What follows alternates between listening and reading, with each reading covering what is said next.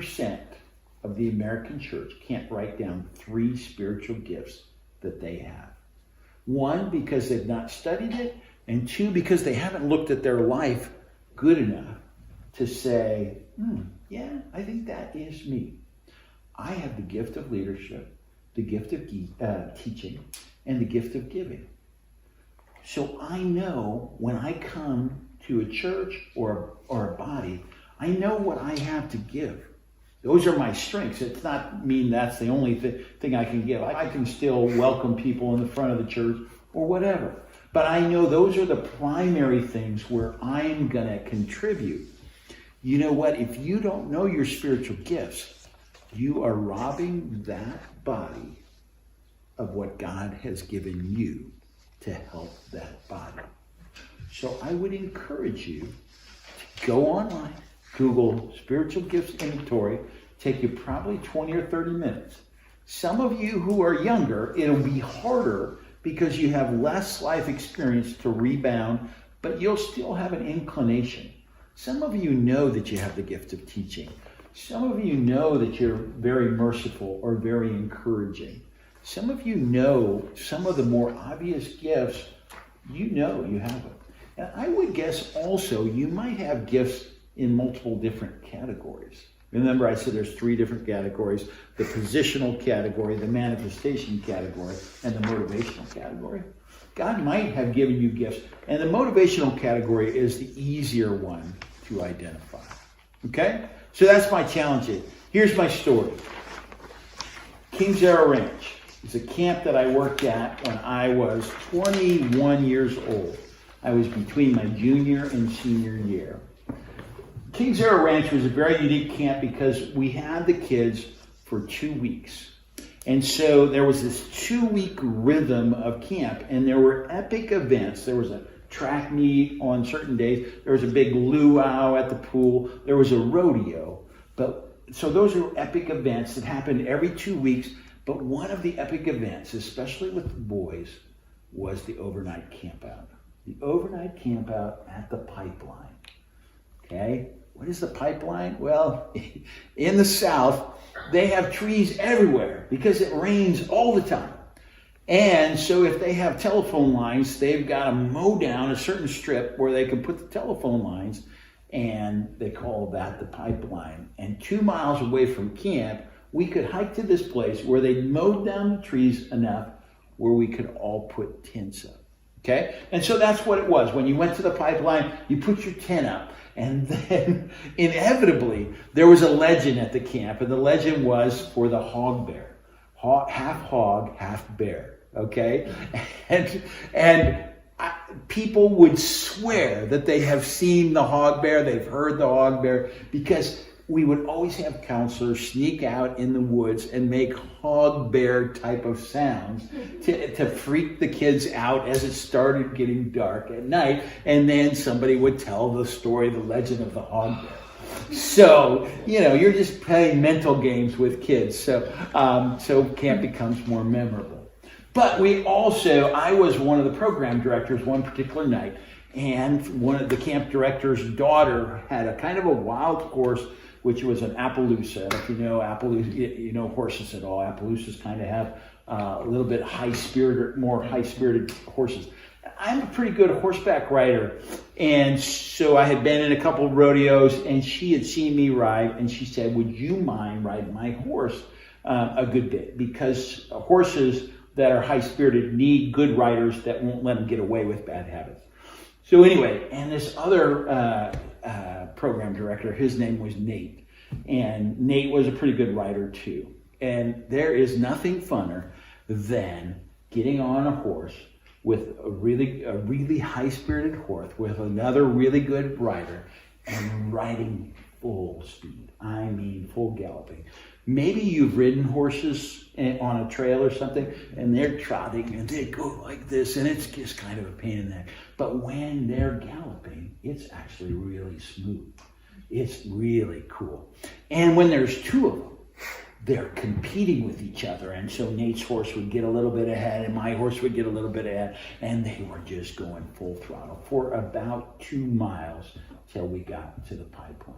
Our job was to gather everybody up and to kind of oversee the campfire and to give the story for the night and do the skits and all that sort of stuff, because we were the program directors. And you just got to imagine that every cabin has their own little campfire. In Mississippi, they don't care about forest fires at all because it's so wet. So there were 4, we all had these, and there were, I think, 10 or 12 cabins. And so they were all spread out all over the place. Everybody had their sleeping bags strewn out. And the strategy was we'd pull all the kids right after they'd eaten. It's just starting to get dark. We'd pull all the kids, and then the counselors would go out, because when the kids went back to their campsite, they'd make all these hog bear noises and all, and freak the kids out. So anyway, but that's before what happened. So as this was all happening, everybody had just gotten done. Remember that the kids don't have tents or anything. We just slip out underneath the stars. And in Mississippi, rainstorms come pretty quickly and pretty violently sometimes. And we're out there, everybody's got all their gear spread out. And all of a sudden, you could just kind of see these clouds coming, and you can kind of feel the wind whipping up, and it just comes so quickly. And all of a sudden, it's sprinkling lightly, and then it is pouring like you won't believe it. And you can imagine everybody's got their sleeping bags out. They've all got their gear out. We're getting them ready to do the campfire. And one little side note is we have one pickup that brought all the gear out. Everybody else came out in this kind of wagon that was pulled by a tractor, but they went back to camp, because the guy that drives the tractor, he goes to normal bed and he'll get up in the morning and come back out and get us. And I was the program director at that time, so I was kind of in charge. And I remember thinking, this is a disaster. Because every kid is, they're just wet to the bone. Now, in Mississippi, it's not super, super cold. So it's probably 75 degrees, but when it's 75 degrees and it's a little bit windy, and you've got all these little skinny kids, they're all just kind of shivering. And their sleeping bags are all spread out. So every bit of clothes and sleeping material that they have is totally wet. There was a little bit of lightning just to add kind of special effects to it. And I remember thinking, this is a bad situation. What should we do? And we got together. And I remember the counselors got together. The kids were standing by the fire. And I said, hey, we all need to get over here and talk. And the very first thing we did is it was all guys. And we all put our arms around each other like a big huddle. And there were 10 or 12 of us. And we said, well, God, we just don't know what to do here. But we trust you. And you're going to get these kids home safe and get us taken care of. And so we broke up. We talked about a little bit of logistics. And there was this other program director, Nate. And I said, Nate, why don't you go get the truck? We'll get as many kids loaded in the back of the truck as we can. And then we'll send the tractor back. So that's exactly what Nate did. He went and got the truck. And they started down the road. And they slipped off the road because we didn't know it, but the road was just all this really slippery clay, which when you're coming in, it's not a problem, but when it gets wet, it's like a roller skating rink. And so and this was before cell phones, so we had no communication. We had no way of telling those people that we needed the tractor out there. We had no way of telling them that everybody was soaking wet and all that. So we prayed again. We said, well, with our cabins, we're going to it was so slippery. If you walked on the road, you would slip. You wouldn't make it. So we had to walk arm in arm. Each cabin, about 4 kids abreast, and then a counselor somewhere in there, was the only way that you could walk down the roadway without slipping off the roadway. And each cabin slowly made their way And we had one guy who was kind of a good athlete, and he went out ahead to try to get the tractor back. And I remember when the tractor pulled, we were 2 miles out, and we had probably made it a mile before we saw anybody that was going to be able to help us in any way. And the tractor showed up, and they had some difficulty turning around, but they finally got a third of the kids on the tractor. We got back to camp. We had a pond at camp. We were literally mud head to toe. And so we actually just dived into the pond to just get the mud off of us before we went into the showers. Now, this may seem crazy to you, but it was that episode that told me what I was supposed to do for the rest of my life. Now, you say, people, why would that episode tell you what you're supposed to do? Because it was a combination of I needed to be a leader when they really needed a leader. It was an outdoor adventure that kind of went wrong, but then ended up going right at the end, and kids really celebrated when we get back to camp. And there were a lot of kids that night was the biggest spiritual lesson that they learned in the 2 weeks. Because it wasn't just a Bible study, it was an actual experience. And they saw us as counselors trust God to get us out of that situation. Now, why do I tell you that story? Because your calling can be on this piece of paper. It can be part of your spiritual giftedness, because I'm a leader as a spiritual gifted. It could be part of your experience, because when I look back at all the experiences that I did in high school and college, they all involved teamwork and they all involved the outdoors. It could be a part of your personality. I'm pretty good when it's a tough situation. That's when my personality actually is better than most people's personality. Most of the time, my personality is a little too gruff. But when it's a pretty tough situation, you want somebody that just can kind of make decisions and help encourage people along the way. One of my abilities is I can organize and I can think ahead. And I was thinking ahead far enough to put people in the right position. But the real reason was I came away from that very difficult situation and I never felt so fulfilled. And I kind of looked back at that and I said, well, why was it that I was so fulfilled? And I think it was because I checked all of the boxes of who God had made me at that one night. And it was just like, man, I think that's the kind of person I want to be.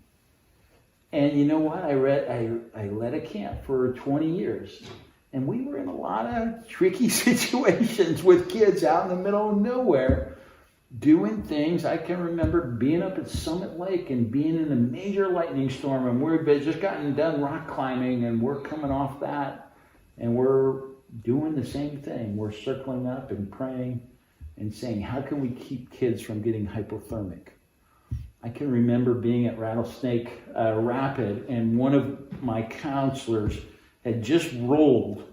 We had an old Suburban, and it was a Ford, what's the Ford? Explorer. We called it the Ford Explorer, but the Ford Explorer, and he had gotten too close. Fortunately, he was driving all by himself. He got too close because he wanted to get down and look at Rattlesnake Rapid, so he got too close to the side and then overcompensated. He went over the curb and he rolled that Ford Explorer two times. I was in the car with Asher's dad at the time. I was leading, and we said, why are those guys not here? We both felt something's happened. And then finally Craig drove up to us and said, I think there's been an accident back there. And Philip and Craig and I, as we were driving back, were saying, how are we going to deal with it if there's a fatality or if there's just a bad injury? Fortunately, nobody was hurt.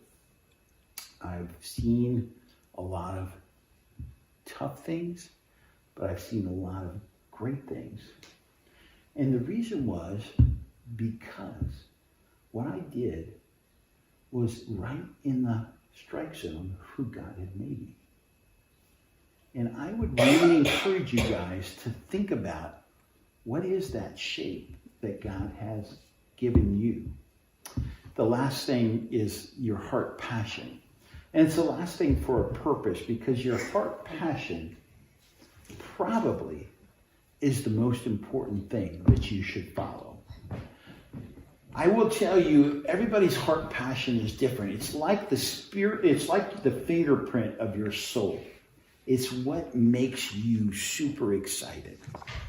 My wife has a heart passion for international things. She sees, in any group we're in, she can almost smell an international person. And she will link to them right away, and she'll be talking their language. She'll be talking about the recipes they do. And it's no surprise that for 8 years she was kind of a missionary tromping around Europe in an international setting. So what is it, that passion that you have? I have a passion for animals. I have a passion for outdoor adventure. I have a passion for sports. God has used each of those passions to help me be in a ministry situation multiple times. So understanding your spiritual gifts, understanding your heart passion, understanding your aptitudes, abilities, your personality, and what are those experiences that have been kind of the canvas that God has kind of drawn the picture of your life. The more you understand those, the more you'll be able to be directed by God. Let's pray. Lord, thanks for our time tonight. Thank you that you have so many gifts for us. So often we want things that are kind of temporal. We want a little bit more money, or we want a little bit more comfort at our job, or we just want things to be a little bit different at school. And yet you have given us so many gifts. And we're kind of focused on the things that we don't have and not very well attuned to the things that we do have. And Lord, I pray that you would help these guys as they go through life to really know who you have made them to be. And as they discover that more and more, that they would lean more and more into the strike zone of their life, which is using all of those things you have given them to serve you. I just pray these things in your name.